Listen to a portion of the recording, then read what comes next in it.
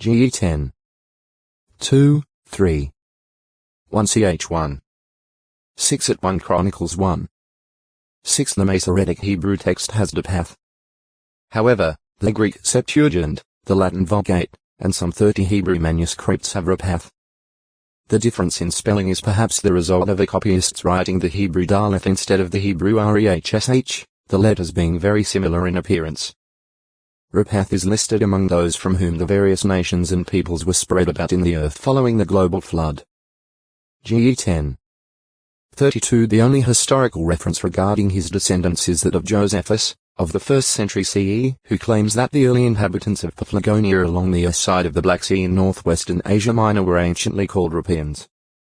Some scholars would also connect the name with that of the river called Arabas in that general area, while others favor a relationship with the district of Rebansha in the region of the Bosporus. Farther to the the limited mention of Rapath in the Bible record and the lack of reference to the name in available ancient secular history allows for no certain identification. Ripping of garments.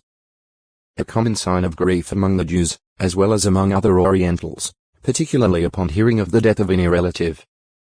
In many cases such ripping consisted of a rending of the garment in front just sufficient to lay open the breast, thus not necessarily a complete ripping of the garment so as to make it unfit for wearing.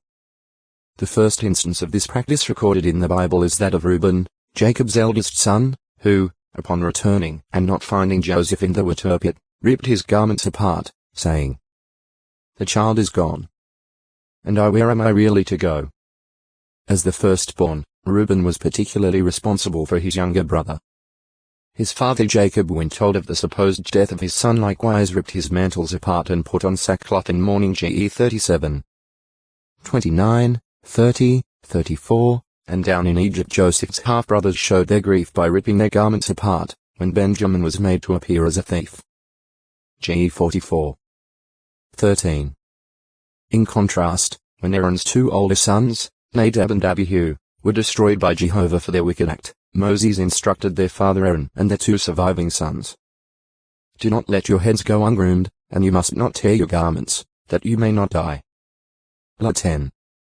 6. On other occasions, however, the lesser priests of the Aaronic line were permitted to display such evidence of grief in the case of the death of Neotextoi acute Miritra Longo. Risa 814. King Joachim and his princes is noted in the fact that when Jeremiah's prophecy, which warned of Jehovah's judgments, had been read to them, they felt no dread and did not rip their garments apart.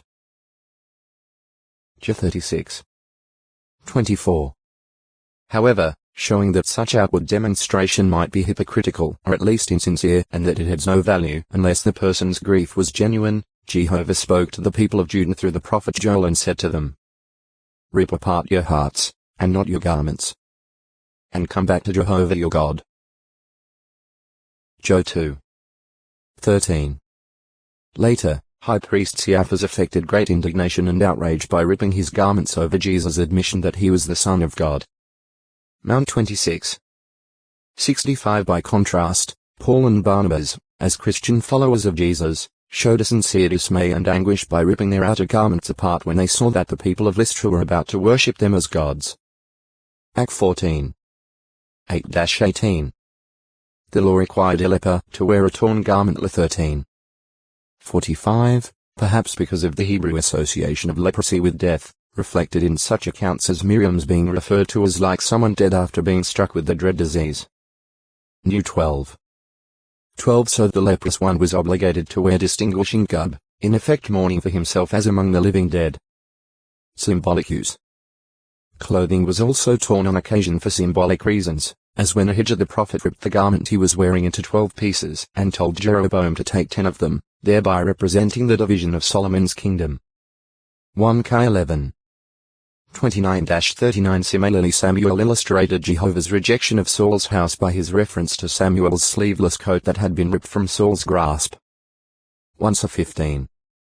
26-28.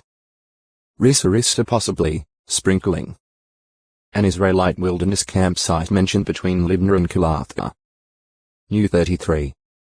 21, 22. Risa's location is not certain, though some have connected it with Contilagarasa, about 55 kilometers 34 MNW of the northern end of the Gulf of the Kaaba. Rithma Barum tree. one of Israel's encampments in the wilderness. New 33. 18, 19 Its site is now unknown. River. The Hebrew term Namidal.ha refers to a river, that is, a considerable body of water that flows fairly constantly in a natural channel. In contrast, a wadi, or torrent valley heb, Nachel, is often dry but at times carries a turbulent flow of water. Among the main rivers mentioned in the Bible are the Hydrical Tigris, Euphrates, Jordan, Abana, and Pharpar. GE 2. 14. 2 Chi 5. 10, 12 The Nile, though not designated by that name, is referred to as or sometimes Yo, which is understood to mean also a stream or canal. 33. 21 Or a water-filled shaft or gallery. Job 28. 10 The context makes it apparent when the terms Yo or Yo designate the Nile. Therefore, the name Nile appears in Bible translations,